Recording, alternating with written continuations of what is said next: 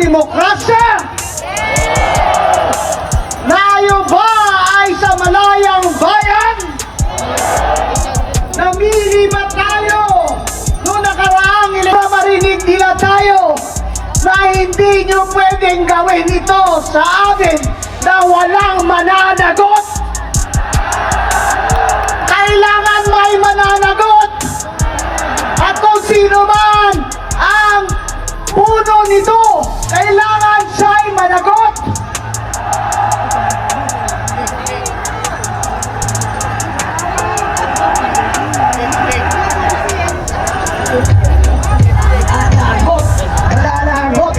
Mananagot.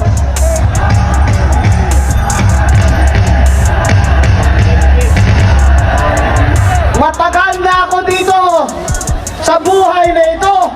Matagal na rin ako sa politika. Sa tiyan pa lang ako ng nanay ko.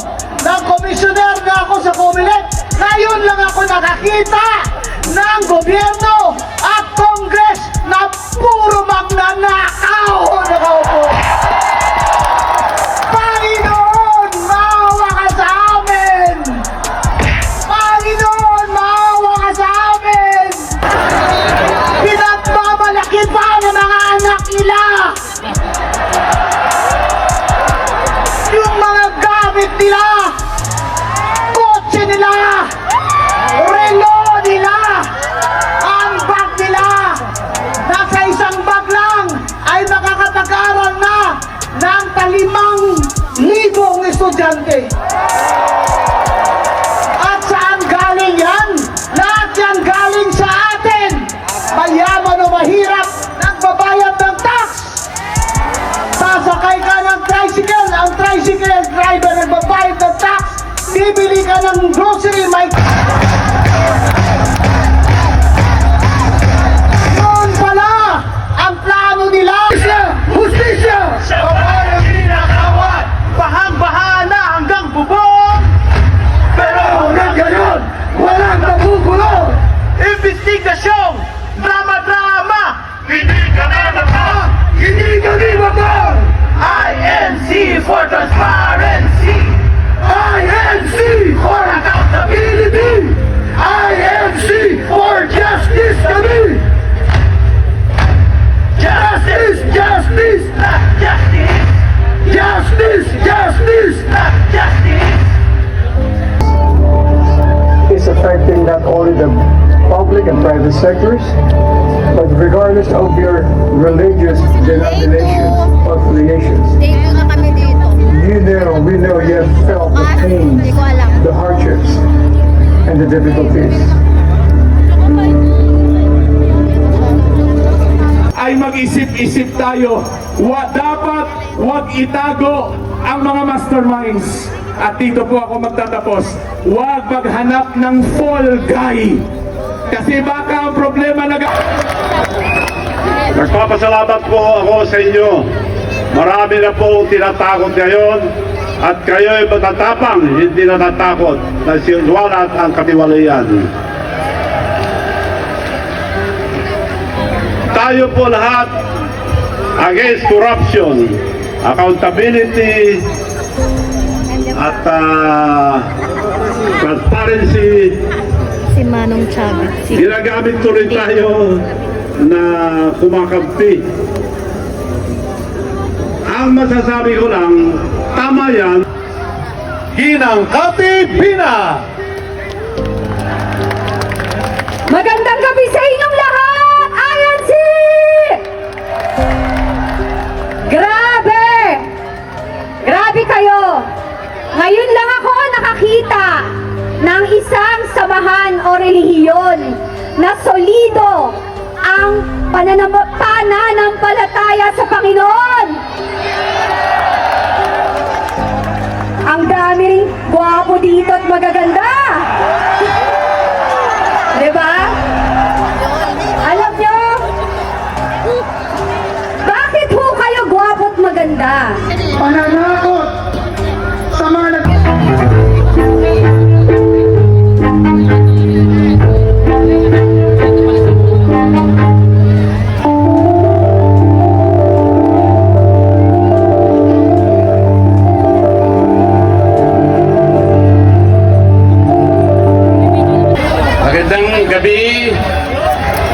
kapatid, mga kababayan, Umuulan na. ako po ang magpapakilala sa inyo sa susunod na magsasalita. Siya po ay matagal pong nakasama sa House of Representatives.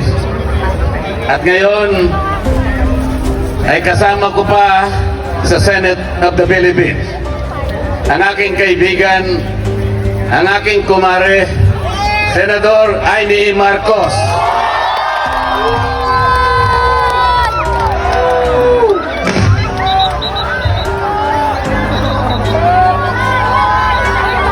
Ang mga testimonya ng aking ama patungkol sa kanyang ugali at gawain. Noon, dahil may tatay pa kami, hindi ko pa siya responsibilidad. Noong tumatanda, ay mas naging nakakabahala. Batid ko na nagdadrag siya.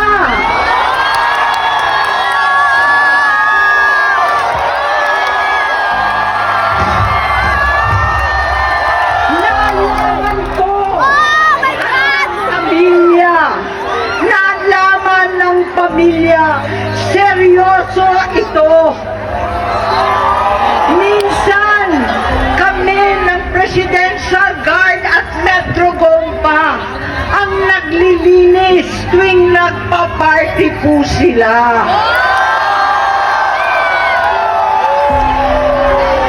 Nabuhay kaming magkakapatid sa ibang bansa. Kami-kami lang. Kinumbinsi ko pa si Bongbong.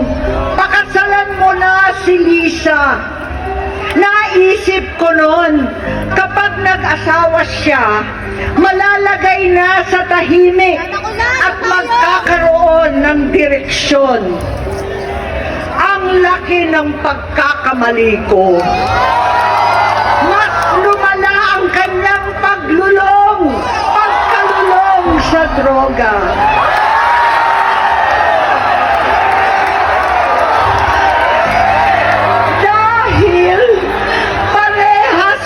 Silang mag-asawa.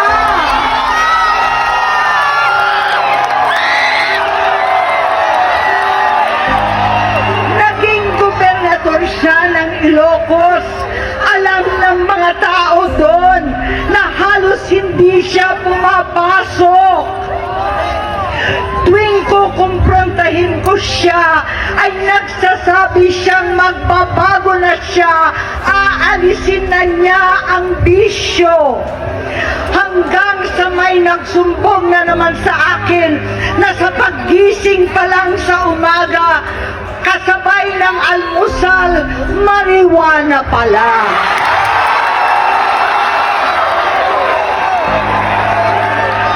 Maghapon sila, lahat sila nagiinuman at gumagamit ng cocaine. Kasama ng asawa at barkada. Tulad ng ama ko, kinastigo ko ang mga barkada niya. Ang nasirang si Bong Dasa, si Edwin Cruz, Inigo, Tony Boy, Shaq Anton, alam po ninyo yan. Paano nagre-resign na sa takot ang mga pulis nila at staff dahil sa lumalalang bisyo. Inayos ko sila dahil gusto niyang ituwid ang buhay niya. Gusto niyang mag-vice-presidente.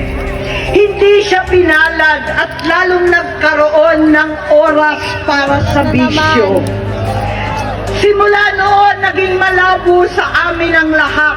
Kaysa mag-away, bigla na lamang lumayo ang loob namin sa isa't isa.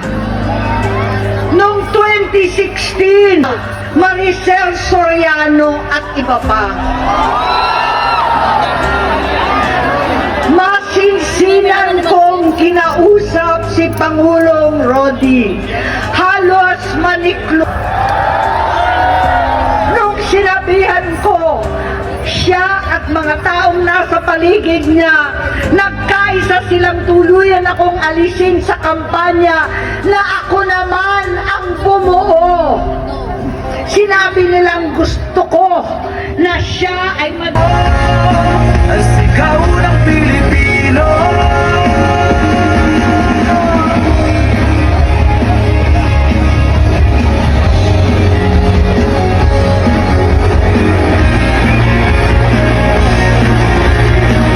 Tuloy po namin sa iyo ang lahat ng kapurihan. Tulungan mo ang mga anak mo sa gagawing mga paglalakbay mo sa iyo. Tulungan mo ang mga hiliran mo. Manatili ang aming kalayaan sa mapayapang paglilingkod sa mga pagsamba sa iyong banal na pangalan. Mahabag ka po sa aming bansa, lalong ipakita ang pagkilos ng mapagpala mong kamay. Lalo pong matanya ang iyong banal na iglesia at mahayag ang iyong banal na kapangyarihan. Ingatan mo po lagi ang aming namamahala, alang-alang sa kapakanan namin ng aming ginagawang mga paglilingkod sa iyo. Pagpalain ang kapatid na Eduardo Manalo, ang kapatid na Angelo Eranio Manalo, ang lahat ng mga ministro at manggagawa, at ang lahat ng mga may tungkol. Muli, ibinabalik po namin sa iyong kapurihan. Salamat, naging saksi po kami sa isa pang pagkilos ng iyong makapangyarihang kamay, alang-alang sa kapakanan ng iyong iglesia. Hiling namin ito sa pangalan po ng Panginoong Heso Kristo. Amen. Magandang gabi po sa inyo! Mabuhay ang Iglesia ni Cristo! INC! INC! INC! INC!